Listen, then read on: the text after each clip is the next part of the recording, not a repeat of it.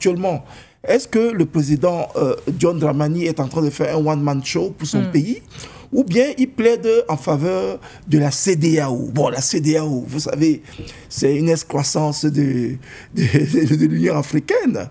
La CEDEAO, comme vous le savez, c'est une entité, c'est une institution qui est inféodée. La CEDEAO aujourd'hui, on ne peut plus revenir sur le caractère pernicieux de l'ensemble même des difficultés structurelles. Et aujourd'hui, l'embargo même que la CEDEAO a mis en place pour contraindre les pays, les États de l'AES. On a vu des sanctions. Alors, cette dérégulation qui a créé des impacts au niveau du commerce intra-africain, même au niveau de la zone de libre-échange et tout, on a vu que au niveau du Mali, du Burkina et du Niger, il y a eu beaucoup de difficultés. Cela a impacté le commerce. Malgré ces embargos, nous avons vu quand même l'ouverture avec le Bénin qui est arrivé à porter une sorte de brèche et tout. Bon, maintenant, on peut se poser la question. Est-ce que ce renforcement de la coopération, cette solidarité régionale, cette volonté de diversifier le partenariat économique, les partenariats économiques que monsieur le président du Ghana essaie de nous présenter aux yeux du monde, est-ce que ça suffit pour dire que les trois pays vont se rétracter?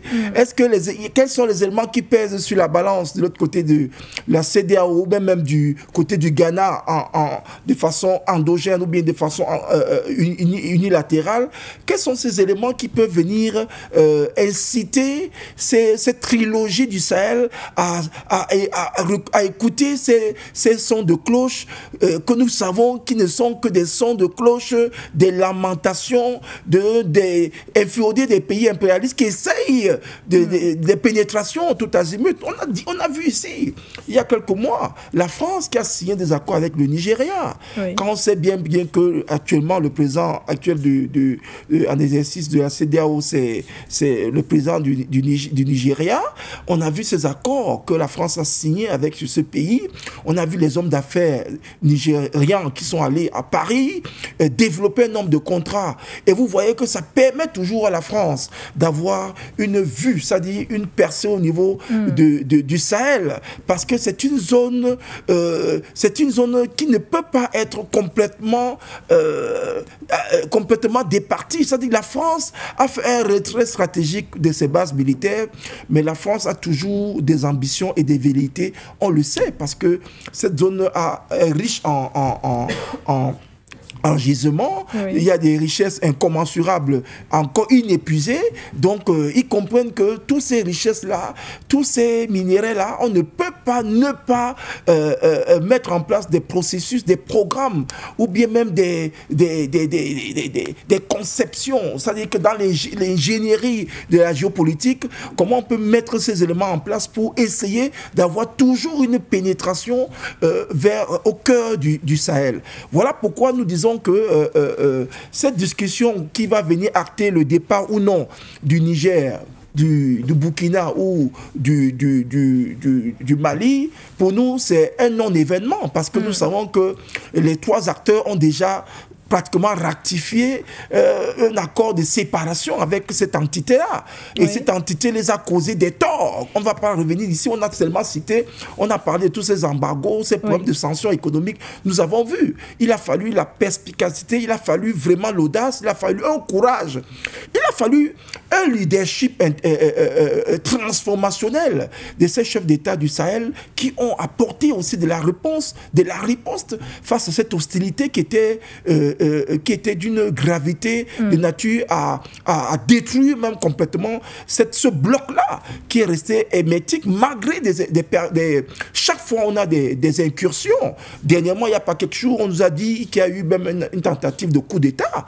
Donc vous voyez que non seulement il il y a des incursions au niveau des bandes armées, c'est-à-dire que tous ceux qui sont instrumentalisés, qui sont issus de Daesh ou bien des États islamiques, ils continuent à opérer dans cette zone, qui est une zone toujours de tension, une zone qui n'est pas pacifiée. Donc aujourd'hui, ils voient que malgré toutes ces incursions-là, peut-être il y a une démarche politique qui peut essayer de mettre en place une passerelle économique, bien sûr, parce que si elle est politique, nous sommes sûrs que ça ne marchera pas. Donc aujourd'hui, on ne peut que parler d'une passerelle économique, question de diversifier les partenariats et voir comment ne pas perdre ce pan-là, parce que vous savez, aujourd'hui, on le voit, les pays du Sahel sont en train de mettre en place des industries, sont en train de mettre en place une économie, des économies structurantes, c'est-à-dire qu'un développement, des réformes structurelles avec des projets structurants, des grands projets structurants.